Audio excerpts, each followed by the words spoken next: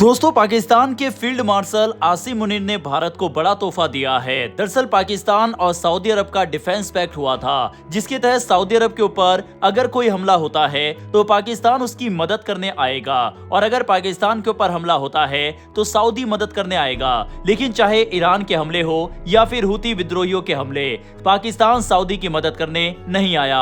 अब social media से लेकर हर जगह आसिम मुनीर की पॉलिसी को क्रिटिसाइज किया जा रहा है। अब इसका फायदा भारत को मिल रहा है। सऊदी अरब की तरफ से भारत से 2 बेहद ही खतरनाक मिसाइल की मांग की गई है, और वहां के डिफेंस एक्सपर्ट्स की तरफ से भी भारतीय BBR मिसाइल की डिमांड रखी गई है। यानी कि आसिम मुनीर ने जो रायता फैलाया है उसका फायदा अब भारत को मिल रहा है, और इसीलिए हमने कहा कि आसिम मुनीर ने भारत को तोहफा दिया। दरअसल यमन के हुती विद्रोहियों ने दावा किया है कि अब वह सऊदी अरब के समुद्री व्यापार को निशाना बनाएंगे। उनका कहना है कि सऊदी से जुड़े जहाजों को बाब अल मंदेब समुद्री रास्ते से आसानी से नहीं गुजरने दिया जाएगा। अगर कोई जहाज उनकी चेतावनी नहीं मानता तो उस पर हमला भी किया जा सकता है। हालांकि ये दावा है और जमीन पर इसकी स्थिति आने वाले समय में साफ होगी। अब सवाल है कि बाब अल मंदेब इतना महत्वपूर्ण क्यों है, क्योंकि ये दुनिया के सबसे जरूरी समुद्री रास्तों में से एक है। एशिया, यूरोप और अफ्रीका के बीच बड़ी मात्रा में तेल, गैस और दूसरा सामान इसी रास्ते से जाता है। अगर यहाँ तनाव बढ़ता है तो जहाजों को लंबा रास्ता लेना पड़ सकता है। इससे सामान पहुंचने में ज्यादा समय लगेगा और खर्च भी बढ़ जाएगा।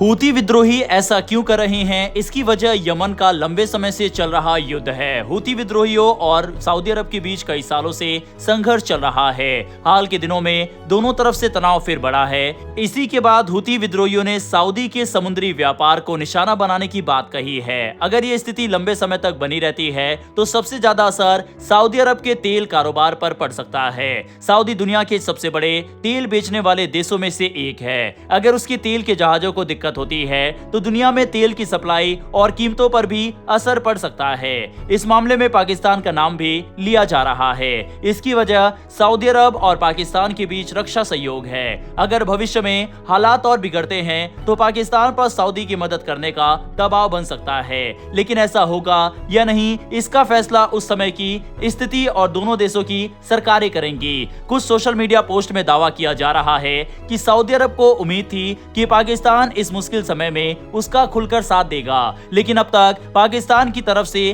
किसी बड़े सैन्य कदम की घोषणा नहीं हुई। इसी वजह से सोशल मीडिया पर कुछ लोग पाकिस्तान और सऊदी अरब के बीच लंबे समय से अच्छे रिश्ते हैं। दोनों देशों के बीच रक्षा सहयोग भी है और दोनों कई बार संयुक्त सैन्य अभ्यास कर चुके हैं। लेकिन किसी भी सैन्य कार्रवाई में शामिल होना पूरी तरह उस समय की परिस्थितियों, दोनों देशों की सरकारों और आधिकारिक फैसलों पर निर्भर करता है। लेकिन लोगों के बीच आक्रोश साफ तौर पर देखा जा रहा है। हालांकि पाकिस्तान की ये पुरानी आदत है, उसने इसी तरह से तालिबान को भी धोखा दिया था और अमेरिका को भी धोखा दिया था, और अब एक बार फिर सऊदी को धोखा देता हुआ दिखाई दे रहा है। दूसरी तरफ पाकिस्तान की अपनी भी कई चुनौतियां हैं। देश पहले से आर्थिक संकट, आतंकवाद और सीमा से जुड़ी सुरक्षा समस्याओं का सामना कर रहा है।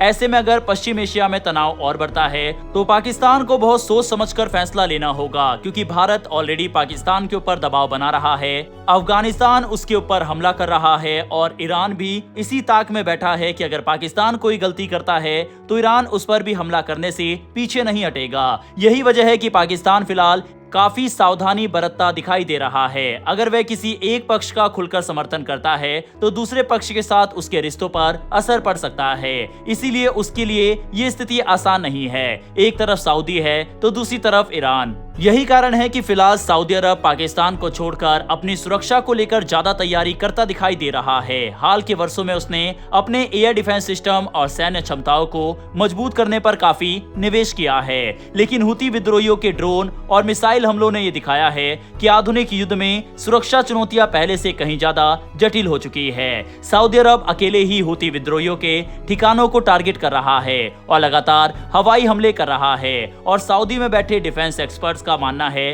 कि सऊदी सरकार पाकिस्तान से नाराज है। जिस तरह का ठंडा रवैया डिफेंस पैक्ट होने के बावजूद पाकिस्तान की तरफ से दिखाया गया और यहीं पर भारत पिक्चर में आता है।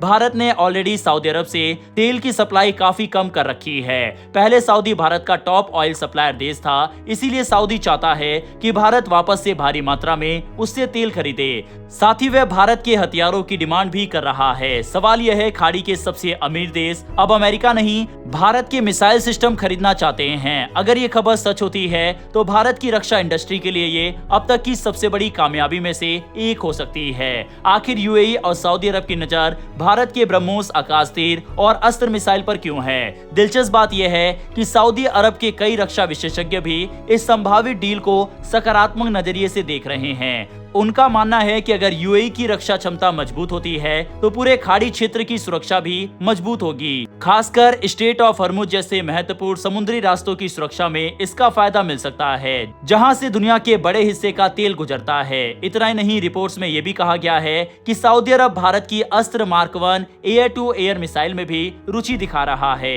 ये मिसाइल दुश्मन के लड़ाकू विमान को लंबी दूरी से निशाना बना सकती है और भारतीय वायुसेना में पहले से सेवा दे रही है। बताया जा रहा है कि सऊदी अरब अपने F-15S और F-15SA लड़ाकू विमानों के लिए इस मिसाइल का अध्ययन कर रहा है। सवाल यह है कि सऊदी अमेरिका की एमरा मिसाइल छोड़कर भारत की अस्त्र मिसाइल पर क्यों विचार कर सकता है? इसकी एक वजह कीमत हो सकती है, दूसरी वजह यह मानी जा रही है कि दुनिया भर में एमराम मिसाइलों की मांग काफी बढ़ गई है, जिससे उनकी डिलीवरी में ज्यादा समय लग सकता है। ऐसे में भारत की अस्त्र मिसाइल एक काफी किफायती और जल्दी उपलब्ध होने वाला विकल्प बन सकती है। वहीं अगर भविष्य में ये डील होती है तो भारत को सिर्फ आर्थिक फायदा ही नहीं होगा, इससे पूरी दुनिया को ये संदेश जाएगा कि भारतीय रक्षा तकनीक पर अब विकसित और अमीर देश भी भरोसा कर रहे हैं। इससे भविष्य में ब्रह्मोस, अस्त्र, मिसाइल, आकाश और दूसरी भारतीय रक्षा प्रणालियों के लिए नए बाजार खुल सकते हैं। हालांकि अभी ये याद रखना जरूरी है कि यूएई और सऊदी अरब से जुड़ी ये सभी चर्चाएं शुरुआती चरण में हैं। किसी भी रक्षा सौदे से पहले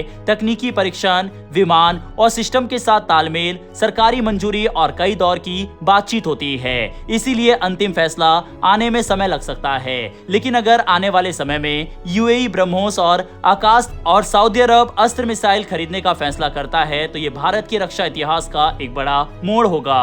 भारत सिर्फ हथियार खरीदने वाला देश नहीं बल्कि दुनिया के भरोसेमंद रक्षा निर्यातकों में शामिल हो जाएगा।